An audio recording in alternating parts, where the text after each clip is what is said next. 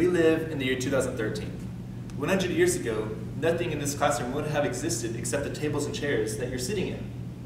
Today, we have computers with access to the internet. We have mobile phones with access to the internet, and we have cameras which are recording our interactions so that you can see a speech on a projector. This is crazy. We're completely plugged into the world. Yet the way we conduct learning is not being adaptive to this new technology.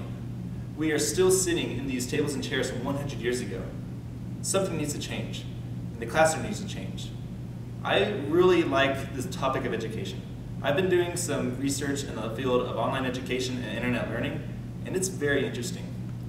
Today, our students are using the technology that they have at their disposal to learn.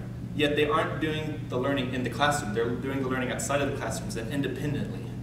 This brings into question, what is public education? What are we doing in the field of higher education and in college to adapt to this? Not much. Today, I want to go over 3 points about why the classroom needs to change. First of all, college tuition is rising, and not a lot of people can afford to get four-year degrees anymore. Number 2, the government is not investing the numbers that we need into education so that our youth can use the technology at their disposal. And number 3, there is so much available online information for free that why are we still paying thousands of dollars to go to college when we can get all this information for free online? So let's jump right into it. The cost of a four-year degree is rising. It's a lot of money these days. The New York Times, an article in 2011 stated that 7 out of 25 people currently have a four-year degree. Also, Adam B., a worker for the United States Census in September of 2012, found that the average American income for the household is $50,000 for average and two. Also, a third statistic is in a book entitled The Higher Education Bubble by Glenn H. Reynolds, students on average owe $60,000 in private school debt and $30,000 in public school debt. With these numbers being crunched, it is obvious to see that students are not going to be able to continue to afford to get four-year degrees.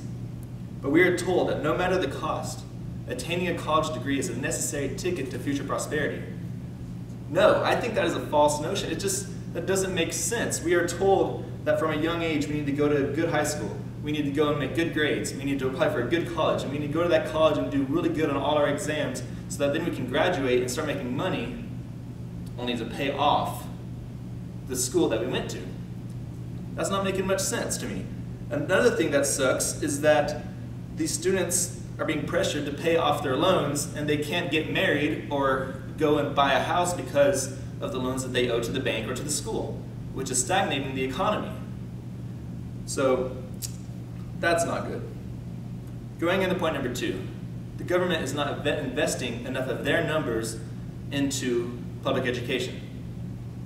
Well, since kindergarten, students have been indoctrinated into a certain way of life.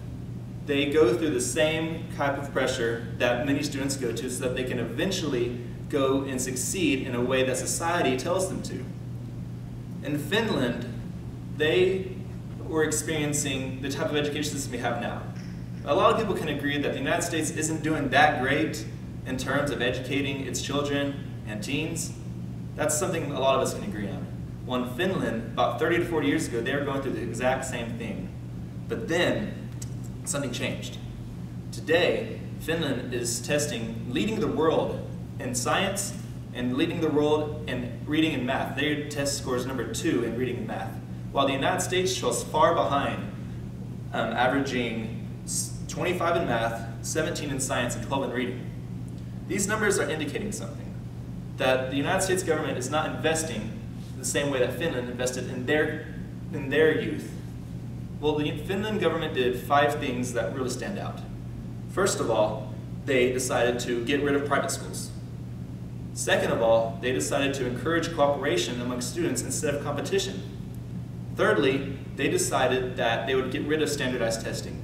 Those 3 reasons all kind of go together as far as getting rid of competition, which would encourage students to work together and therefore collaborate and bring information into their own mind in a way that they can all learn independently.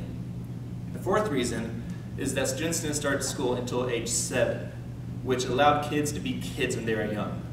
And the 5th reason is that teachers became the revered occupation of Finland, on par with doctors and lawyers in our society. So we've talked about how the cost of a four-year degree is rising. We've also talked about how government is not investing the right amount of money into our education system. Well, thirdly, I want to talk about how education can be free online. The traditional way of learning has become obsolete. There are now new ways to learn called MOOCs, otherwise known as Massive Online Open Courses. There are three really big ones, and an article by Christopher Thomas of Spider Magazine on March 18th wrote about these three.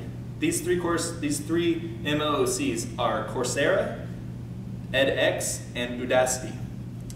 And the cool thing about them is that they each offer a certificate as a proof of completion. So you can go and you can take these classes online. There's a teacher from MIT or Rice or Berkeley or Stanford or Princeton. These really prestigious universities are having teachers record their lectures online and doing really innovative ways to teach their students. And then, so here's how it's set up. Students have the option to go and take these classes. And the courses have a wide variety. They can go from introduction to biology, they can go to computer science, they can talk about artificial intelligence, they can talk about justice, poverty, economics. The list goes on, and it is freaking awesome. So what they do is that they take the course, and after the course is finished, they have an opportunity to test out of it and get a degree of completion for roughly 60 to 90 US dollars, which far outweighs the cost of tuition at a college. And so this chance of going to school online is a very affordable option. Before I close, I want to go back through the points I've defended today. Education is a period of transformation. Number one, higher education is too expensive. Not a lot of people can afford four-year degrees. Number two, our government is not investing the way that they should in our youth. We want the government to be investing a lot of numbers in our children so that one day they can progress our society into the digital age even further. And number three, available knowledge for free on the internet is basically the best thing since sliced bread. So it's evident that classrooms are changing.